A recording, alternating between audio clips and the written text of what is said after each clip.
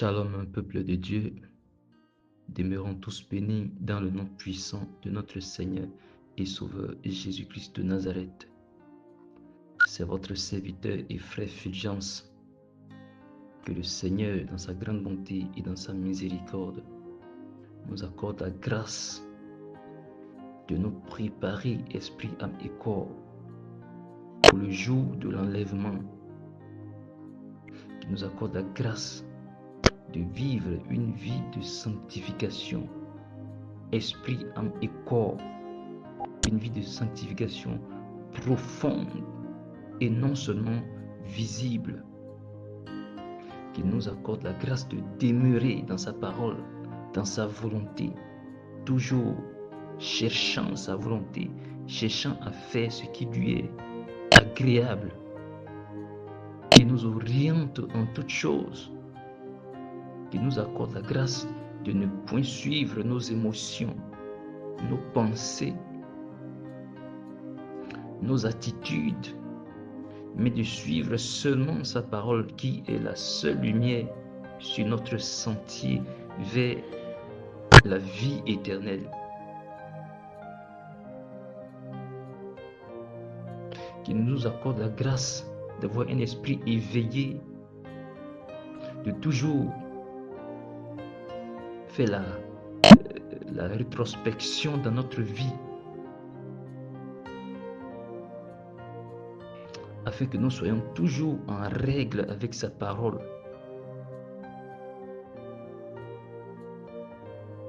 Sur laquelle le jugement se tiendra. Qu'il ouvre notre esprit pour comprendre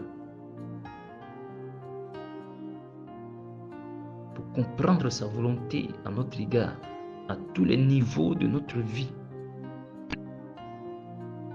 Qu'il nous remplisse davantage de sa connaissance, de sa volonté, qui nous incite toujours à faire sa volonté, à marcher dans ses saintes voies, qu'il mette toujours sa soif, la soif de le connaître davantage dans nos cœurs,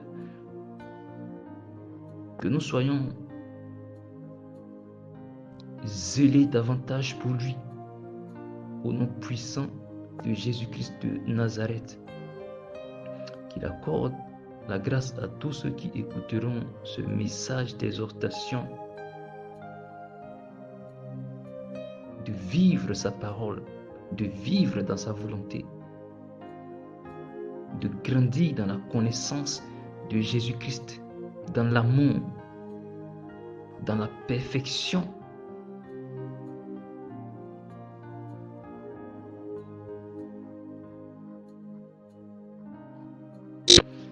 Qui nous accorde de nous attacher à sa parole, qui est le fondement de toutes choses.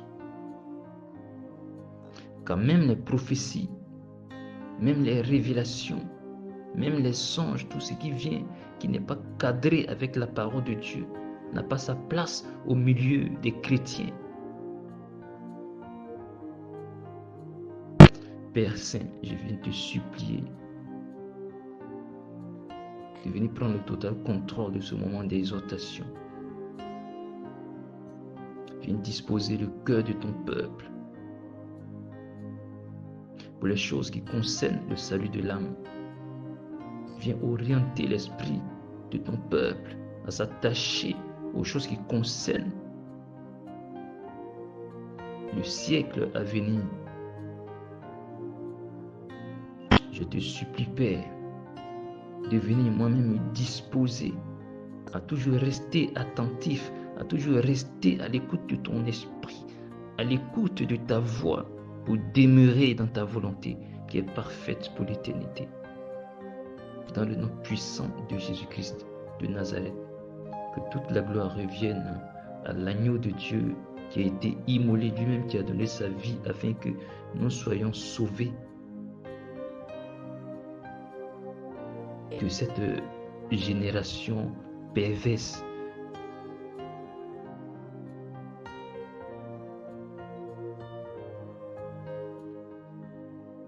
Que Que toute la gloire revienne encore à l'agneau de Dieu qui m'accorde le privilège de livrer ce message d'exhortation à moi-même et à tout son peuple. Message intitulé Les attitudes d'un disciple de Christ et la volonté de notre Père qui est aux cieux.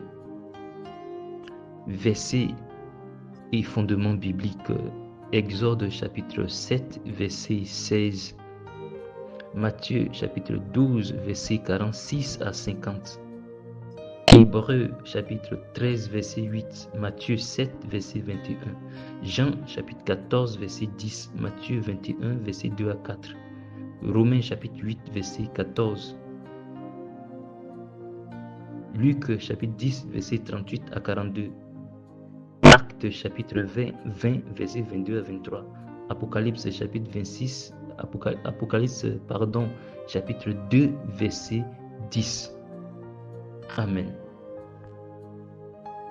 Exode chapitre 7, verset 16 que je lis au nom puissant de Jésus-Christ.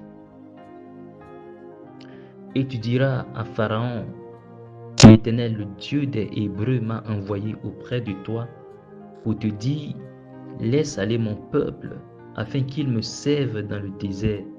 Et voici, jusqu'à présent, tu n'as point écouté. Bien-aimé de Dieu, il y a quelque chose ici dont nous devons saisir le sens profond. Il s'agit du mot désert, alors que symbolise le désert dans son sens spirituel. Le désert symbolise ici la dépendance à Dieu, l'appui sur Dieu, l'écoute de Dieu, l'attachement à Dieu.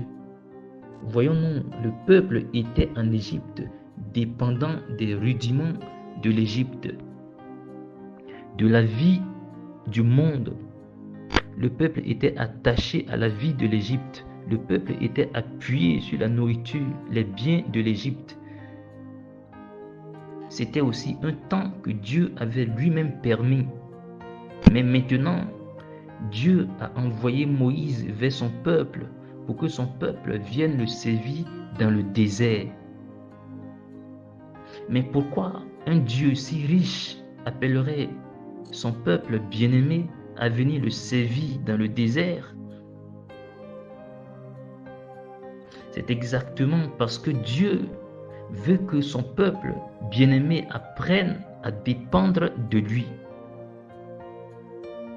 Bien-aimé de Dieu, le Seigneur nous appelle à dépendre de lui ou à apprendre à le faire.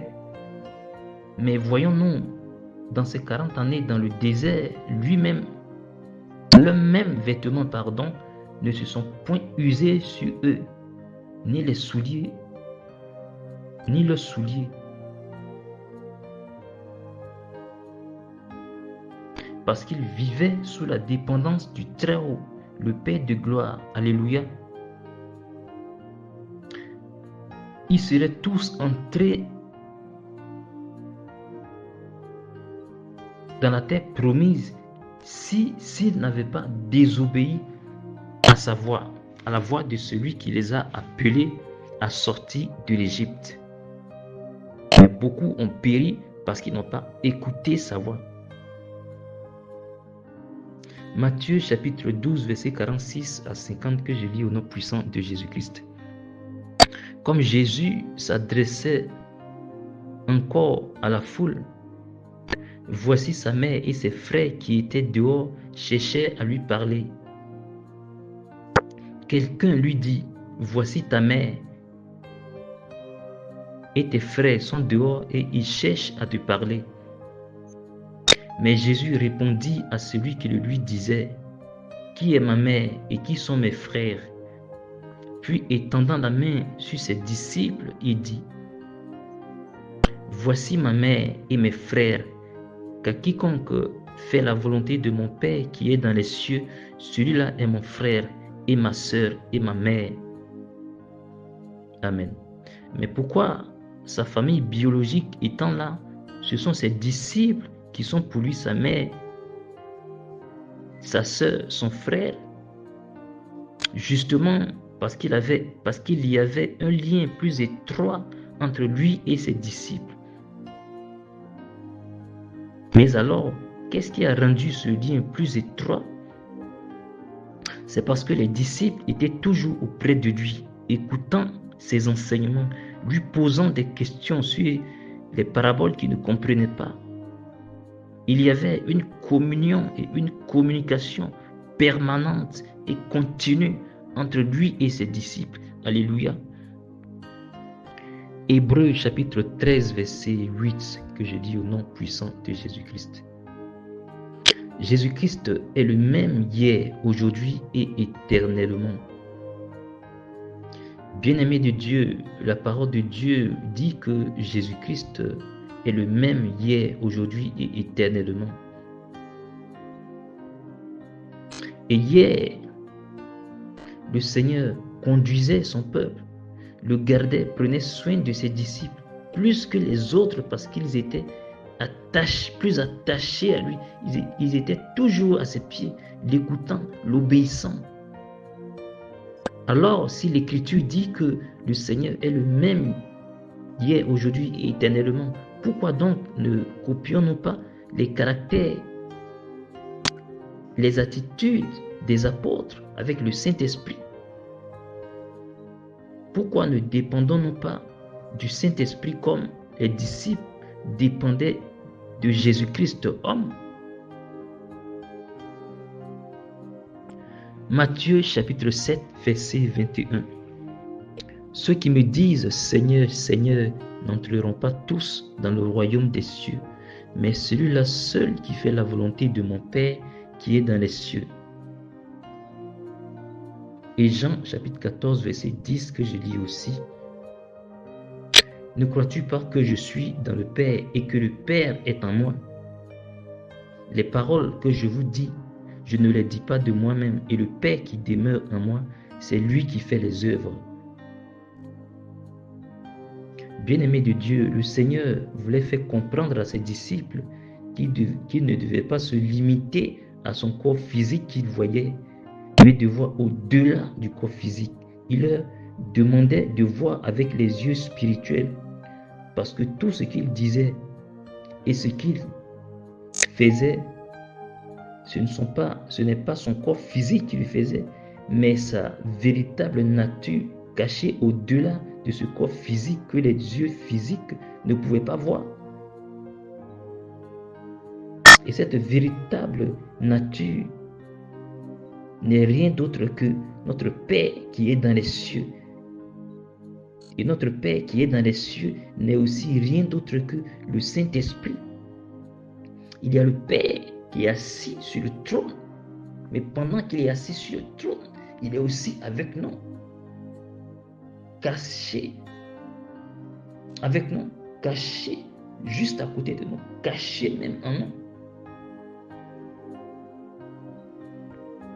Il n'est pas seulement assis sur le trône. C'est le Saint-Esprit. Alléluia. Il y a beaucoup de choses à expliquer là-dessus. Mais je pense que si Dieu nous fait grâce, voilà, il y a tellement de choses à expliquer. Des choses que le chrétien doit vraiment pouvoir comprendre sur ce point-là. Mais si Dieu nous fait grâce, il va nous donner des détails sur ce point. Et nous allons continuer sur notre thème. Et faire la volonté de notre Père qui est aux cieux, c'est écouter le Saint-Esprit, le mettre au centre de toutes nos décisions, nos engagements. Nous devons comprendre que chaque jour, avant que nous ne sortions de nos maisons, il y a certaines choses, certaines circonstances que Dieu a établies, que Dieu a préparées et que nous devons accomplir, que nous devons vivre, car l'Écriture dit que nous sommes venus accomplir non notre volonté, mais la volonté de celui qui nous a envoyés, comme Christ lui-même l'a accompli. Et cette volonté, nous devons la chercher chaque jour, chaque nuit, chaque seconde, chaque minute, aux côtés du Saint-Esprit.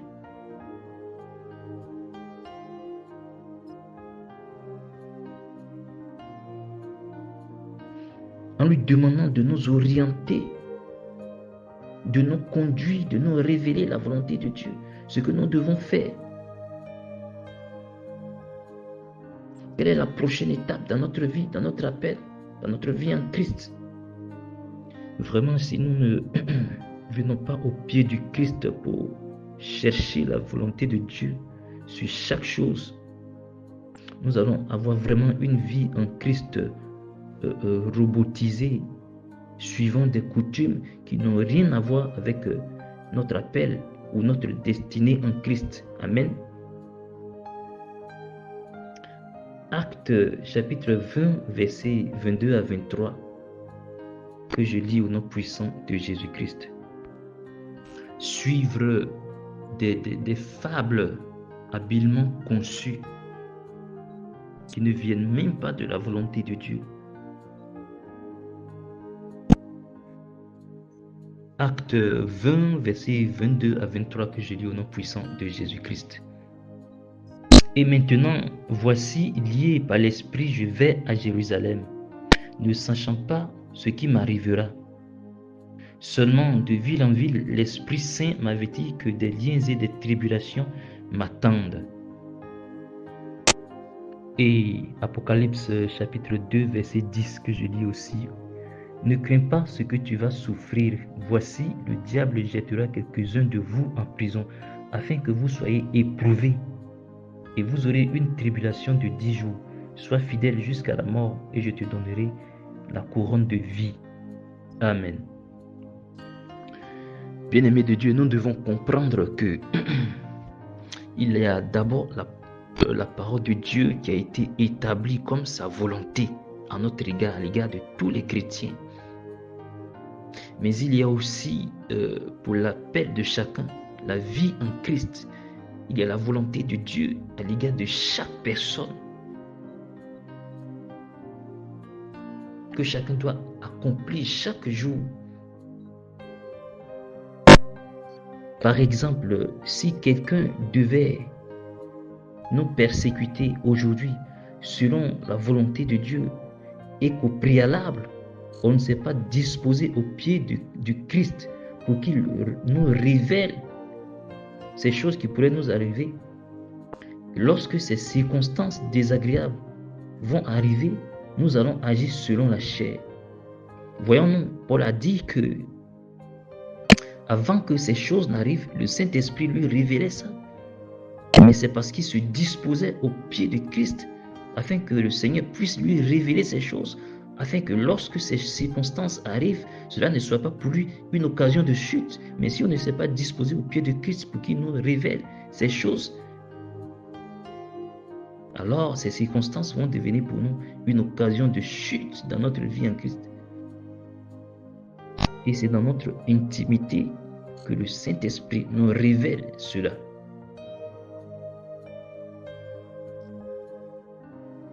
Et lorsqu'il nous révèle cela, notre esprit est déjà préparé. Il nous prépare émotionnellement, psychologiquement, spirituellement, afin que ces circonstances ne nous surprennent pas et que ça ne soit pas pour nous une occasion de chute, parce que nous avons été préparés par le Saint-Esprit. Quel que soit ce qui pourrait nous arriver, le nom de Christ est sanctifié dans nos cœurs. En acceptant d'accomplir la volonté de Dieu, que ce soit agréable ou désagréable. Peut-être que certaines choses ne nous sont pas encore arrivées dans notre vie en Christ, comme les tribulations, les persécutions.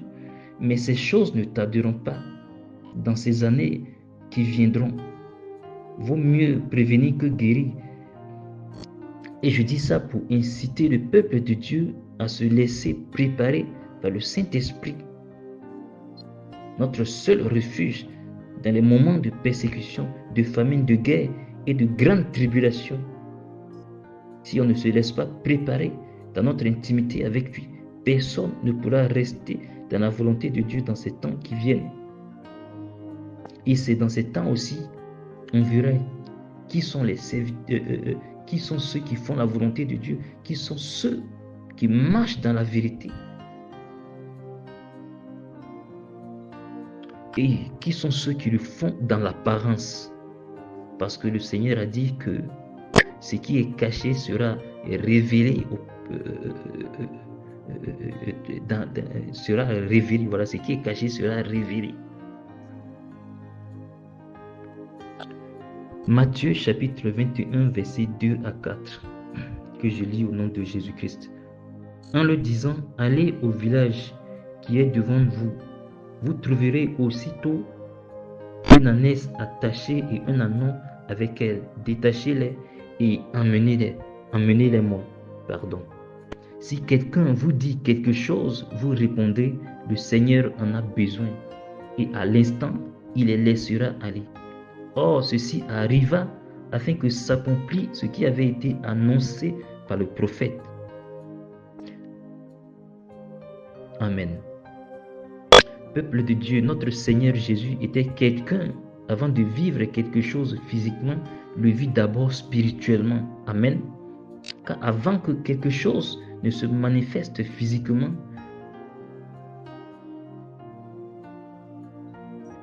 cette chose se produit d'abord spirituellement, dans le spirituel. C'est ainsi que le Saint-Esprit révélait chaque prophétie que le Seigneur devait accomplir avant même que le jour n'arrive. C'est pourquoi le Seigneur se mettait toujours à l'écart dans la prière pour que le Saint-Esprit lui révèle l'étape suivante. Voyons-nous, avant que le Seigneur ne rencontre, avant que le Seigneur ne choisisse ses apôtres, qui étaient parmi tous ses disciples, voilà, parce qu'il y avait beaucoup de gens qui le suivaient, mais parmi ces gens, il y avait certains de ses disciples. Mais avant qu'il ne les appelle, avant qu'il ne les choisisse, voilà, c'était des disciples qui étaient déjà connus dans le spirituel. Mais comment les reconnaître physiquement? À quel signe Jésus devait les reconnaître? C'est pour les reconnaître physiquement qu'il a passé toute la nuit à prier Dieu. Amen. Et c'était le signe aussi que Dieu avait établi pour que Jean-Baptiste puisse reconnaître le Seigneur Jésus-Christ après son baptême. Car Jean-Baptiste lui-même a dit que le Seigneur lui a révélé que celui sur qui tu verras descendre l'Esprit, voilà, c'est celui qui baptise du Saint-Esprit et du feu. C'est le signe que le Seigneur avait donné à Jean-Baptiste pour reconnaître qui était le Christ. Et c'était pareil pour le Christ lui-même, comment il devait reconnaître physiquement les apôtres. Amen. Tout ce que le disciple doit vivre, doit rencontrer, faire, tout cela est écrit, même pour chaque jour. Mais si nous n'entrons pas constamment en communion, en communication avec le Saint-Esprit dans la prière, nous serons hors de la volonté de Dieu. Nous pouvons penser de nous-mêmes que nous sommes dans la volonté de Dieu, croire que nous faisons la volonté de Dieu. Mais est-ce que le Saint-Esprit nous atteste cela? Nous atteste que nous sommes dans la volonté de Dieu, nous sommes en train de faire la volonté de Dieu. As-tu cette communication permanente avec le Saint-Esprit, cette communion continue? Es-tu dans le temps du Seigneur vraiment? Ce sont des questions que, dans notre intimité avec le Christ, nous devons lui poser. Et si nous lui posons ces questions avec sincérité, les réponses viendront. Il va nous situer en ce qui concerne notre position par rapport à la volonté de Dieu et à l'enlèvement même. Romains chapitre 8, verset 14, que je lis au nom puissant de Jésus-Christ. Car tous ceux qui sont conduits par l'Esprit de Dieu sont fils de Dieu. Amen. Mais comment le Saint-Esprit nous conduira si on ne lui consacre pas du temps, on ne communique pas avec lui? Quand on ne vient pas dans sa présence pour ouvrir la parole et dire, Christ mon Seigneur, enseigne-moi, oriente-moi, dirige-moi, communique-moi les mystères de ton royaume. Ou bien des questions du genre, que dois-je faire aujourd'hui? Quelle est ta volonté? Quelle est la volonté de Dieu par rapport à cette situation?